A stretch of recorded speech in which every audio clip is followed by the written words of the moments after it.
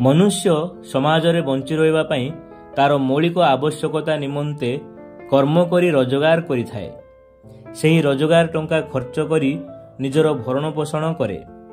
नमस्कार दर्शक बंधु, आज आमे आम रोजगार रो केवल 20 टंका प्रतिदिन संचय करी 5 वर्ष मध्य 50,000 टंका सृष्टि करि परिबा आलोचना करिबा। जदि आपण प्रतिदिन 20 टंका संचय करती तेबे आपणको पाखरे एक मासरे यह 600 टंका परिणत हेबो। एही 600 टंका को आपण प्रति मासरे पोस्टाल रे आरडी करि परिबे एवं एही पोस्टाल आरडी रु आपण 6.8% सुध हार रे 5 वर्ष पर 50,000 टंकार मूलधन पाइबे। जदि आपण म्यूचुअल फंड रे एसआईपी करी ए 600 टंका को इन्वेस्ट करंती तेबे आपण 5 वर्ष पर 15% सुध हार रे आपणको पाखरे 50,000 रु अधिक टंकार मूलधन आपणको पाखरे रहिबो।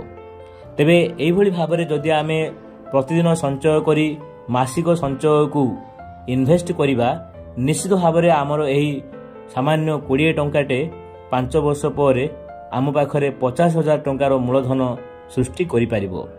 तेबे भगवत गीता रे मध्य कहा जायछि मनुष्य माने कर्म करंती, कर्म करिवे, रोजगार करिवे, खर्च मध्य करिवे। से रोजगार खर्च मध्य रे जदि अल्प किछि संचय करिवे तेबे निश्चित भाबरे भविष्यत रे ताहा समस्यार समाधान करिवो एवं भविष्यत रे सहायक हेबो।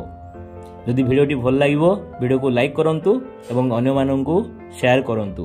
धन्यवाद, नमस्कार।